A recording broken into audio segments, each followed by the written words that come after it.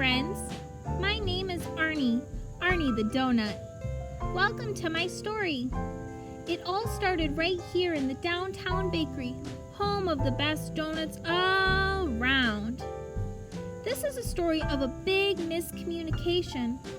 I was born right here, a fresh, newly iced donut. Nobody told me what donuts are actually made for. I have a lot of big emotions in my story. Have you ever felt big emotions? There were times when I felt happy, excited, but I also felt sad and scared. I can't wait to share my story with you. Everyone feels big emotions sometimes, especially when we're living our life story. Before we get started, I want to introduce you to my donut friend.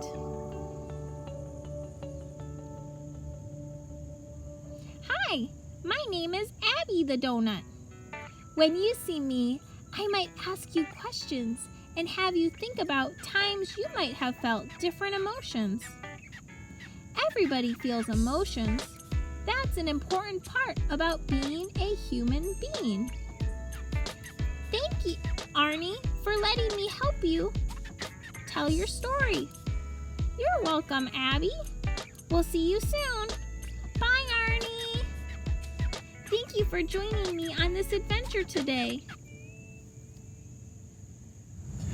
Arnie turned out to be just the kind of donut he'd hoped he'd be. Chocolate covered with bright colored candy sprinkles. Look at all my sprinkles. There must be 1,000,000 of them. Actually, there are only 135, but I'm not going to spoil it for him.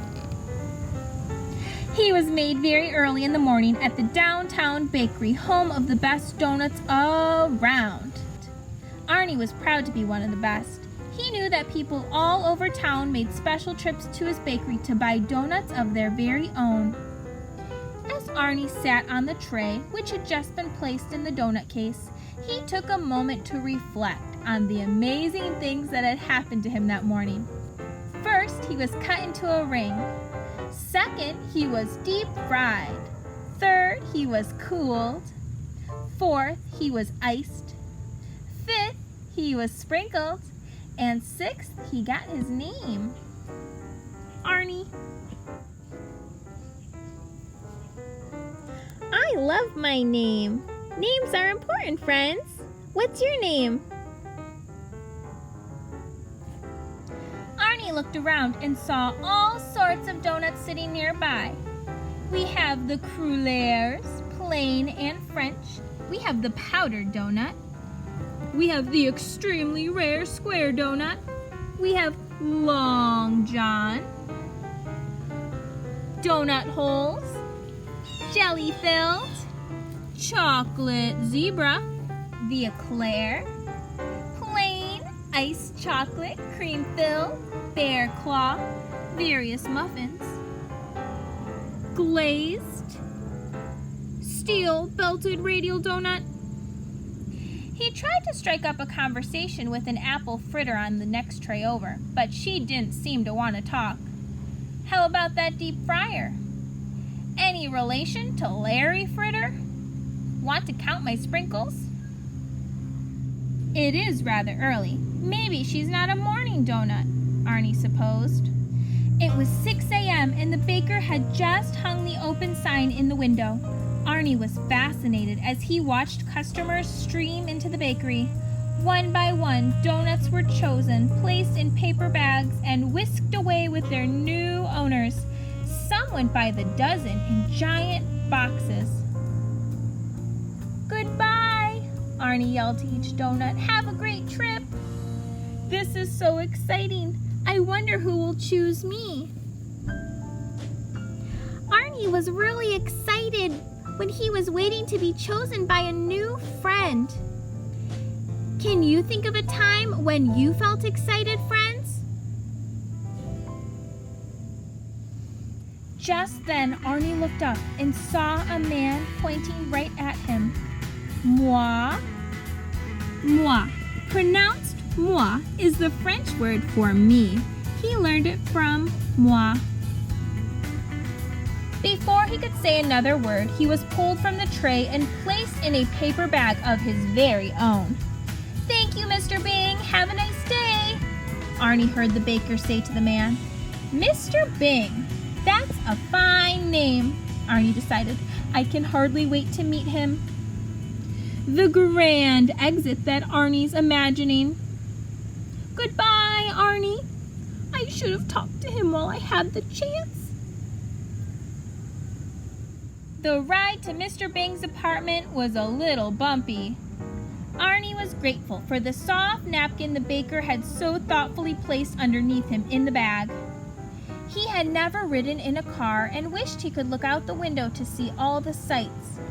But more than anything, he wished he could meet Mr. Bing. "Why does he keep me in this bag?" Arnie wondered. Finally, the car came to a stop and they were home.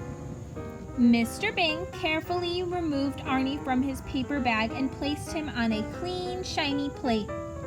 "What a handsome plate," Arnie said to himself. "I'm not crazy about the design. I prefer a more modern look, but it's nothing a little paint can't fix." Mr. Bing gently lifted Arnie from his new plate. "Isn't that cute?"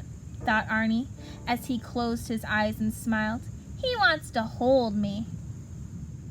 As Arnie relaxed in Mr. Bing's hand, he felt himself moving higher and higher away from his plate. When he opened his eyes to see where he was going, he discovered he was headed straight for Mr. Bing's open mouth. Arnie doesn't look very comfortable, friends.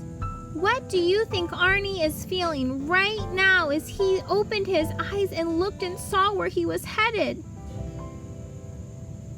How would you feel, friends? "What are you doing?" shouted Arnie. Mr. Bing was stunned. He dropped Arnie back on the plate. "I was going to eat you," he replied in shock. "Eat me?"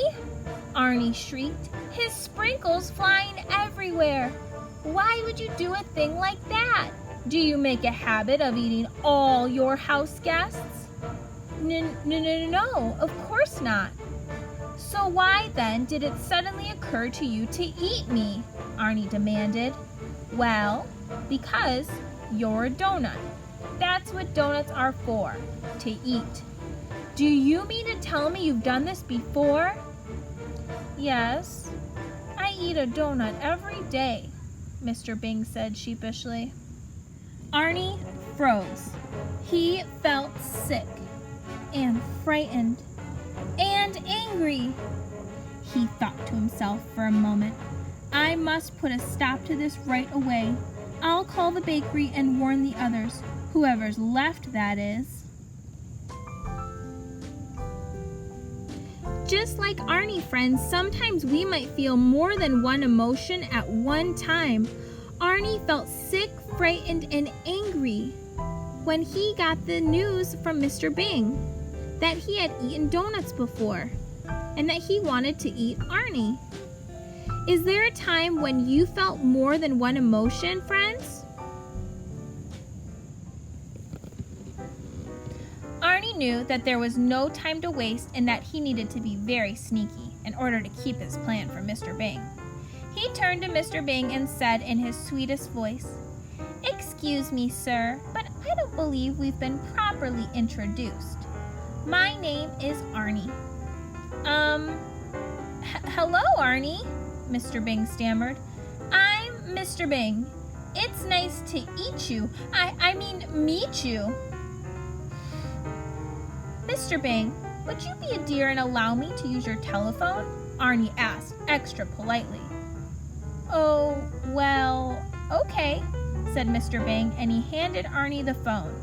As quickly as he could, Arnie dialed the number of the bakery. The baker answered the phone. "Downtown Bakery, home of the best." "Mr. Baker Man," Arnie frantically whispered. "This is Arnie the Doughnut. Do you remember me? You made me at 5:15 this morning, and I was bought about 20 minutes ago by a man who goes by the name of Mr. Bing. Yes, Arnie, the baker answered. What can I do for you? Now, I don't want to alarm you, but just moments ago that man tried to eat me. And not only that, he claims to have eaten hundreds of us. I'm going to make a run for it, but I wanted to warn you so that if you see him coming into the bakery again, you can stop him. Oh my, Arnie, I thought you understood. That's why I make donuts, for people to eat. I can't believe it! Are the other donuts aware of this arrangement? Well, I think so, the baker said. Let me ask them to make sure. Showing signs of donut shock. Feels like someone punched a hole right through him. Popped up eyebrow sprinkles. Overall dazed expression. Severe sprinkle loss. The baker yelled to the other donuts. Do you donuts know that you're going to be eaten? Yes, we know, the donut shouted back. We're delicious. Did you hear that, Arnie? The baker asked. Arnie was crushed. The phone dropped from his hand. He heard all he needed to hear. Arnie forgot all about his plan to escape. He collapsed back onto the plate, glanced up at Mr. Bing, and muttered, All right then, let's get this over with. Go ahead and eat me. Arnie felt hopeless. He wanted to give up. Sometimes when we have a lot of big emotions, we might also feel like giving up. It's normal to feel like that sometimes. What is something you might say to Arnie to help him know that he is not alone? Mr. Bing gazed down at Arnie. I'm not gonna eat you, Arnie, he said reassuringly. I just wouldn't feel right about it now. Really? Arnie said with a huge sigh of relief. Well, I'm glad to see that you've come to your senses. But since I'm not going to eat you, Mr. Bing continued, I'll have to figure out something else to do with you. I paid good money for you. I don't want to be wasteful. Of course not, Arnie agreed. What we need to do is each make a list of things I can do with you instead of eating you. Between the two of us, I know we'll come up with something. Good plan, Mr. Bing, Arnie said. This will be a breeze. I bet I'm good at lots of stuff. They both feverishly wrote down their ideas. When they were finished, Mr. Bing asked, Would you like to read yours first? Sure thing, Mr. Bing, Arnie answered. Things Mr. Bing can do with me instead of eating me. Do you need a ballroom dance partner? No, I don't dance. You could use a personal fitness trainer. I'd get too sweaty. How about a portrait painter? Oh, heavens, no. Would you like me to entertain at your parties? I don't like throwing parties. I could be your chauffeur, but you can't see over the steering wheel.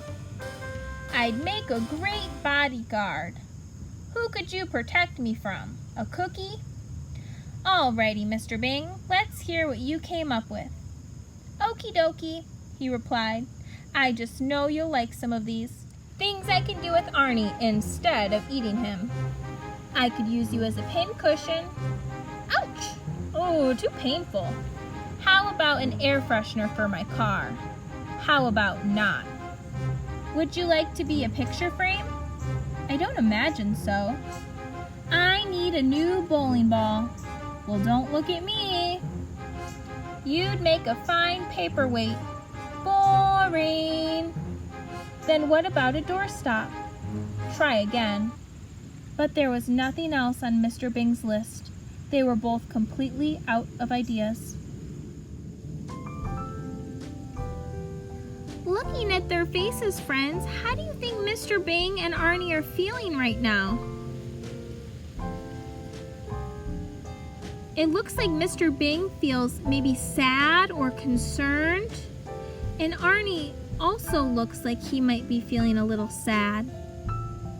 One way we can tell how someone might be feeling is looking at their facial expressions. Both Arnie and Mr. Bing's eyes are looking down and their mouths are not smiling. Have you ever felt sad? When you were feeling sad, did your smile go upside down? Arnie and Mr. Bing were exhausted. They felt terribly disappointed. After a few minutes of awkward silence, Mr. Bing finally spoke. I'm sorry, Arnie, but it's clear we can't agree on anything for you to do around here. This is difficult for me to say, but I think it would be best if you found another home. I know, said Arnie, fighting back tears. I'll just be on my way then. Is it all right if I keep this napkin to pack up all my loose sprinkles? Of course, Mr. Bing replied sadly. As soon as I get a job, I'll pay you back the money you spent on me. That's not necessary, Arnie. Arnie shook Mr. Bing's hand and thanked him for his kindness. Mr. Bing opened the door, and as Arnie left, he paused and said, I guess donuts really are only good for eating, aren't they? They both waved goodbye, and Arnie was gone. Mr. Bing stood at the window and watched as Arnie walked away. He walked past the flower beds, the mailboxes, and the apartment manager's office. He passed the tennis court, the swimming pool, and the clubhouse. But when Arnie reached the No Dogs Allowed sign at the end of the driveway, Mr. Bing suddenly came up with a new idea. Arnie! Arnie! Wait up! Yelled Mr. Bing as he ran after him. Arnie turned back and stopped. When Mr. Bing caught up with him, he was out of breath. I can't believe I didn't think of this earlier, Mr. Bing panted. Arnie, I've always wanted a dog and could never have one because they're not allowed here. But there's no sign that says, no donuts allowed. Arnie perked up when he realized what Mr. Bing was thinking.